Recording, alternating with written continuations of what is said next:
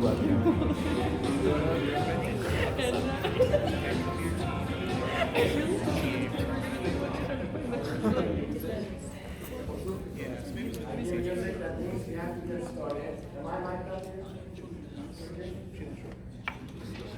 people joining online, so they won't hear you. Otherwise, we'll find about it. Is it working? Yeah, is it working? Great, guys. Before we get started with our next agenda and exciting topic here, I want to let you know that if you scan this QR code, you will have access to all the photos from the morning and the noon sessions. Maybe not all of you are like me posting everything on LinkedIn. You don't have to, but if you want to, these are professional photos.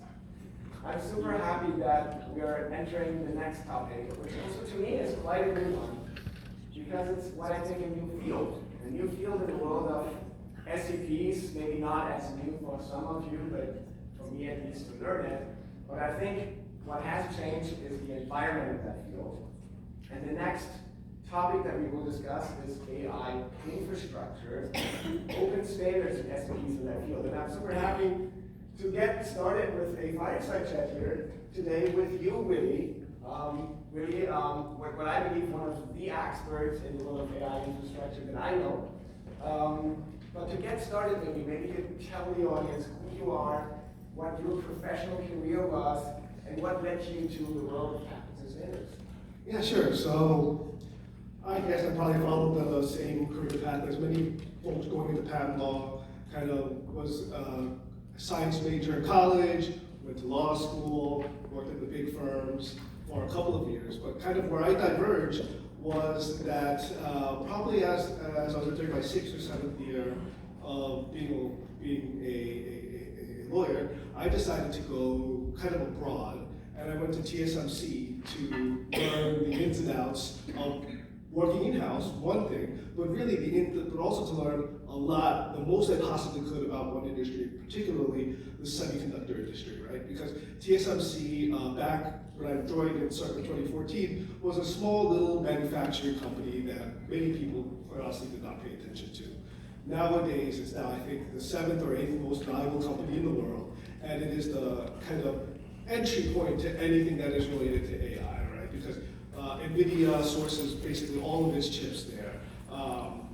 It will make it makes all of the AMD's chips. You know, it manufactures it as the entry point, and all like ASML is a customer of it purchases equipment from companies like ASML and other companies like that. And so it's an entry point to the world of AI. And so that's where I really got interested in the world of technology. And so that's where I became really interested at that point, switching over to licensing, and really became interested in kind of the AI, basically the semiconductor, which later became really the AI infrastructure field.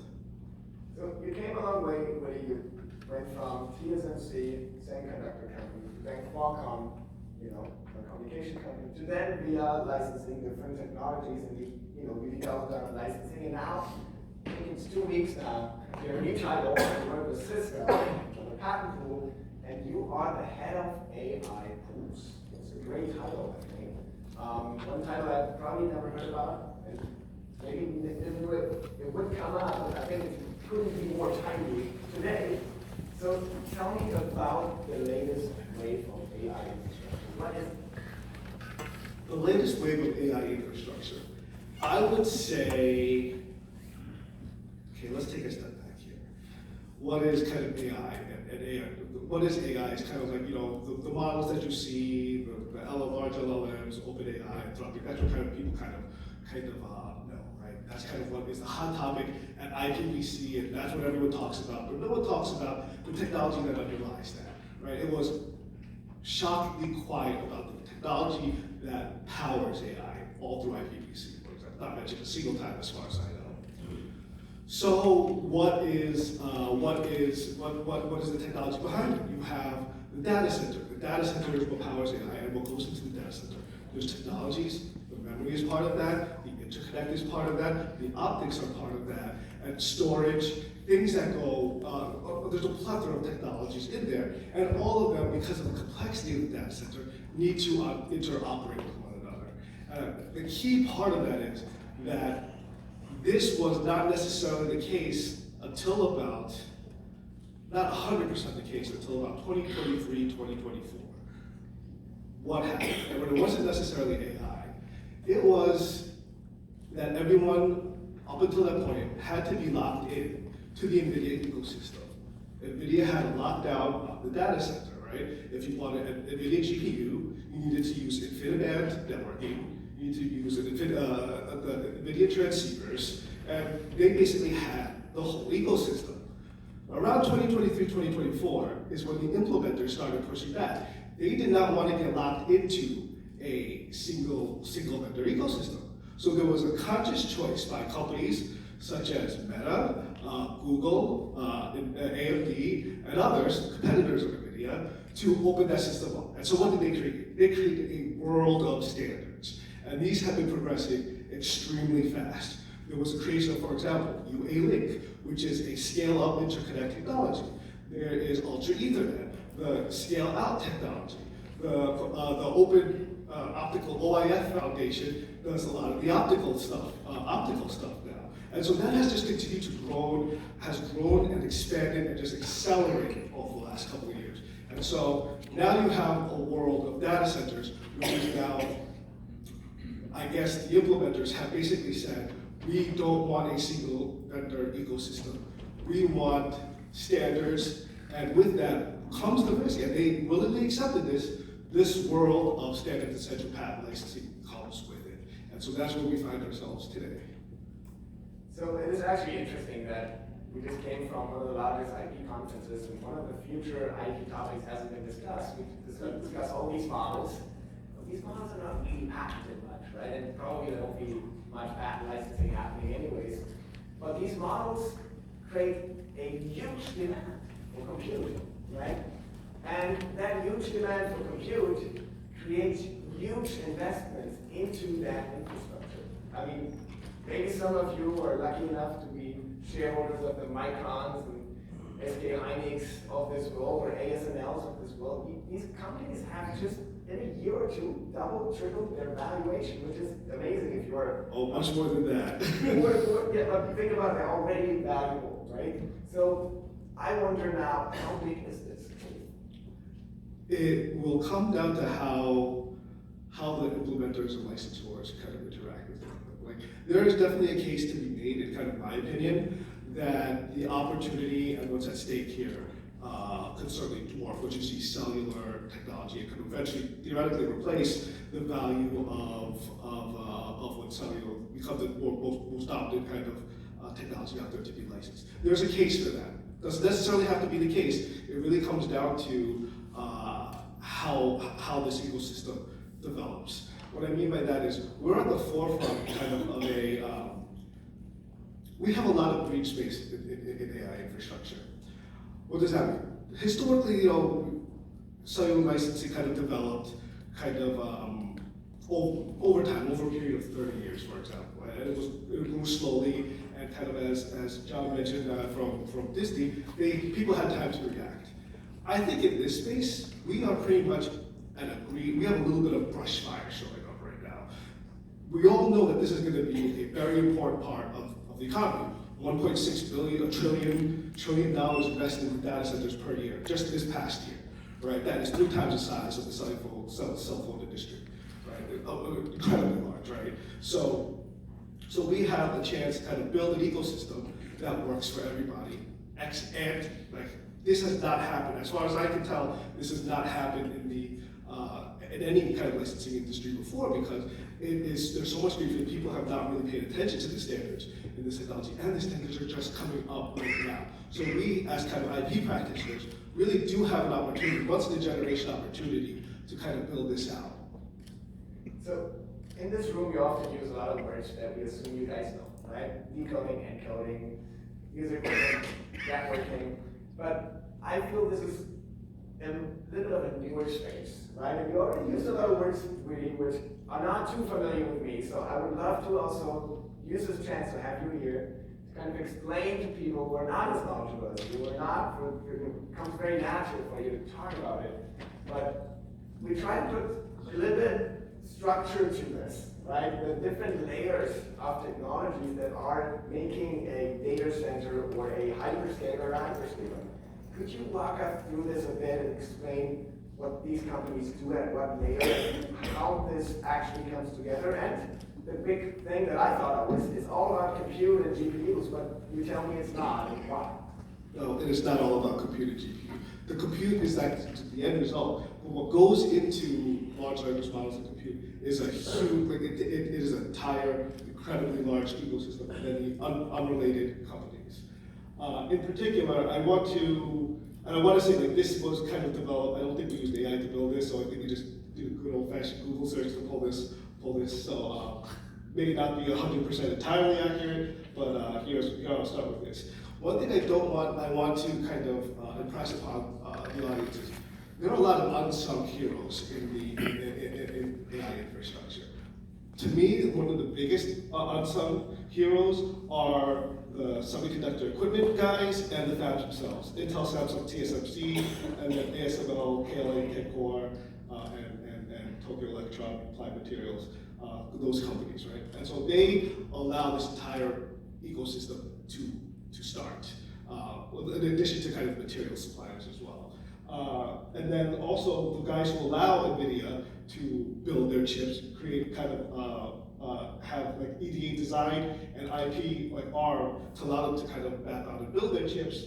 And then once you have those chips, then that's kind of how what we traditionally know as AI infrastructure kind of begins. And there's so many parts of this. There's, within servers to a data center or hyperscaler, you have the networking technology that needs to connect all of them. That's the Broadcom, that's Cisco, that's Marvell. Marvell was kind of just noted as Jensen as the next trillion-dollar company. It's the next bottleneck. Memory was the first bottleneck. Networking is going to be the second one. You're probably going to see a lot of bottlenecking in NAND memory as well. You're going to see bottlenecks everywhere in this industry. And so that's the networking side. And then storage, even things like that are traditionally like people don't pay attention to, things like storage, like those old school Western Digital hard drives, like those have completely just shot up in value over the last years because you can't even get an old school Western Digital hard drive anymore. It's the prices have skyrocketed. And so these are like storage, and that also applies to NAND flash as well. That's another major part of the data center that people don't pay attention to. And then the foundation, like what goes into the data center? How do you power it? How do you cool it? And how do you operate it? And things like those are all an important part of the ecosystem as well. And so there's these huge layers of the kind of infrastructure that people don't pay attention to, and it's not just NVIDIA and AMD, and all of them need to interoperate with each other and have their own separate standards. Yeah, I guess energy is what we all need. We know that now, and after an energy crisis, it's not maybe good news that it's going to be energy still, but it's the foundation of what will do this. And I think you also even told me they're reusing some of the crypto infrastructure now because it's that also needed a lot of energy. We have another visual that was created by AI to kind of understand what these different layers, what kind of open standards go into it. Maybe you can also kind of pick. Yes, I can. This is my favorite. This is my favorite slide. So I didn't realize you made this with AI. This is just a sample list of all the standards that you'll see in the AI infrastructure ecosystem, right? Let's actually start outside of the software, because that's not what I'm focusing on right now. Let's start with kind of compute. This is actually really more of what we call scale-up interconnect. Connections within the server. I don't know, I guess they call it compute. I like to call this more of a scale-up interconnect technology. And so CXL connects memory, GPU and memory, CPU to memory. UCIe is kind of a newer standard that connects chiplets to chiplets, so that now in the future, designers can have individual small chips that do individual tasks. Not taken off yet, but I think it's really cool how the industry is kind of thinking about kind of diversifying. And there's others that does not scale up interconnect. Then there's the memory, right? And that's kind of obviously the kind of hot button topic that people are talking about today, right? When last year or 2 years ago, when I guess pools were starting to look into this area, no one really cared too much about memory. But now, what is it today? Like look at what's happened on the memory side, right? And so on the memory side, you have things like the HBM standard. Well, it's all really under JDAC, right? So high bandwidth memory, DDR5, 6, and 7. LPDDR, GDDR, each have their own separate standards, each have their own different operations, and then much of it is very different from one another. Again, you absolutely need this memory to get the data center to run. Without it, as you see, you can't run an optimal efficiency. Then there's the storage. NVMe is more of a interconnect between the NAND flash and the CPU GPU. But there's also other standards called ONFI and Toggle. That's more within the SSD as opposed to interfacing directly with the data center. But there's also a number of storage-related kind of standards as well. And you'll also see SATA relating to the hard drive as well. And then there's kind of more what we call scale-out networking, which is Ethernet, InfiniBand, Ultra Ethernet, and things along those lines. And then you get the foundry stuff, which I think is really cool. Mainly, for all intents and purposes here, I think semi-network standards are really what people kind of focus on the foundry side. And so, just at a very high level, these are not even broken down into the extreme granularities. Just look at all the standards you have here, and look at what kind of the AI kind of revolution has kind of birthed over just the last couple of years. And you don't have to give me a specific question because I know it's more, we don't know yet. But of course, in this room, we're not only looking at technology, we're looking at standards. When we think of standards in this room, think of standard essential packs, right? So we had 3 pool announcements within the last 6 months. One for DRAM, one for Ethernet, Ultra Ethernet, and one for non-standards, right? So within just 6 months, suddenly, 3 pool programs on AI infrastructure. That is moving fast. So of course the question will be, okay, what's next? And again, no specific question, Louis, but maybe more on a higher level. How big is the potential here for SEPs? Is that like, can we ask that question? Or? I mean, the potential in terms of? I mean, other standards in that whole spectrum and levels of all of this can be licensed. All of these you could create pools around basically everything here.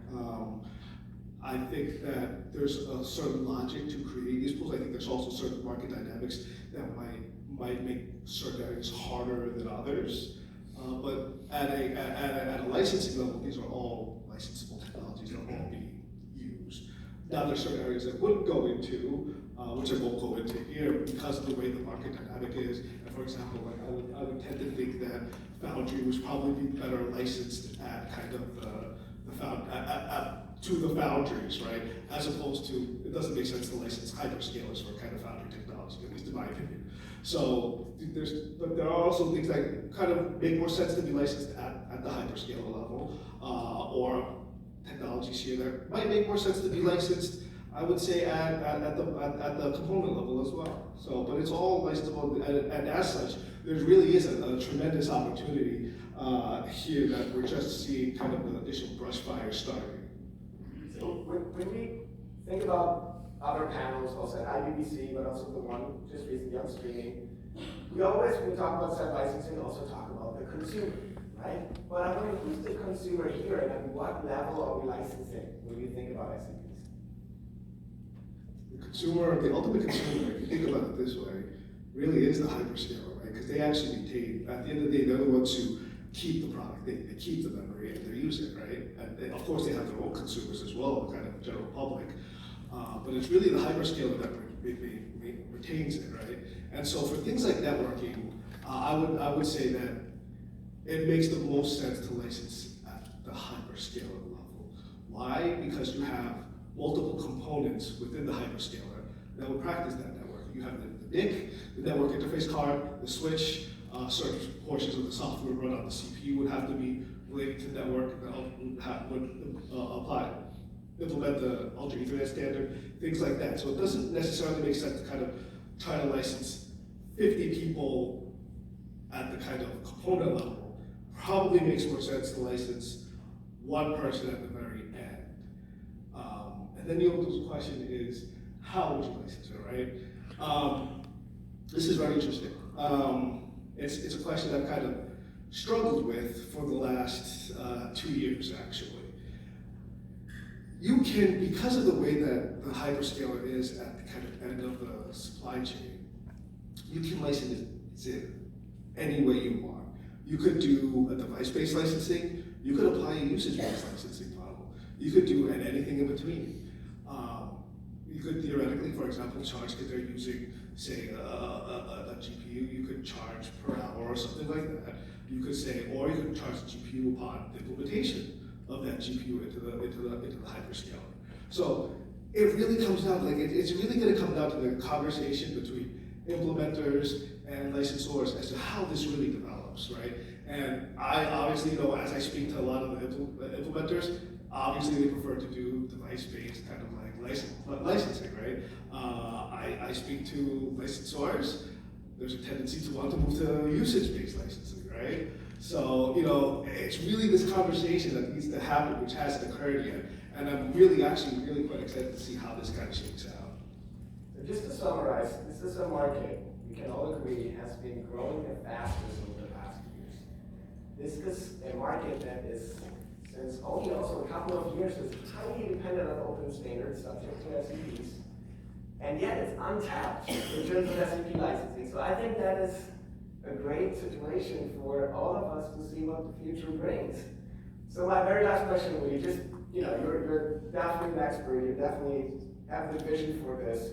Anything the audience should be left with knowing from how you see the future? Two things. I hope over the last 2 years, as I've kind of struggled to try to get this out there and like nobody was paying attention to me, I would say that there was a huge amount of skeptics around in the room, right? And that really changed with the kind of memory boom. Like, no one was, for the last 2 years, no one really paid attention, no one cared, no one thought infrastructure was worth licensing. I hope that situation has changed. That's kind of one message, and I really want to kind of press upon you, like, I think the opportunity is really good here. The other thing I would kind of want to say is that, you know, we are really at a kind of inflection point, kind of within this industry, where I'm hoping that we can create a system that works for both implementers and licensors, meaning right? I want to avoid this situation with the cell phone as much as we possibly can, right? With the cell phone, you have to deal with multiple cellular licensors, pools, on top of the audio and video codec that you got to even do all the way down to your power Qi charging license, right? And so that's kind of what I really want to try to avoid, and why my vision in terms of licensing a data center, right? I think ultimately you will have at least several licensing programs. I think that is undeniable, and there's going to be several actors in the area. But I think there's a situation where we can kind of put it all together into one cohesive package for the industry, or at least several large ones to take care of everything and make it, I guess, a lot more palatable to the implementers, and to make it very easy on the licensors as well. So this may be the very kind of wishful thinking. I haven't been kind of, I guess, proverbially punched in the face yet in licensing negotiations, but we'll see where it goes. I'm excited, really, and I'm sure many people will still have questions for you later, but thank you so much for taking the time and walking us through what I think is, to me, I think it's a very new topic and could be one of the very big ones that we all will have to deal with and consider moving forward in the next 2 years. Thank you so much, Woody, for your insight. Thank you so much for giving us an introduction on what's the AI infrastructure SEP battlefield.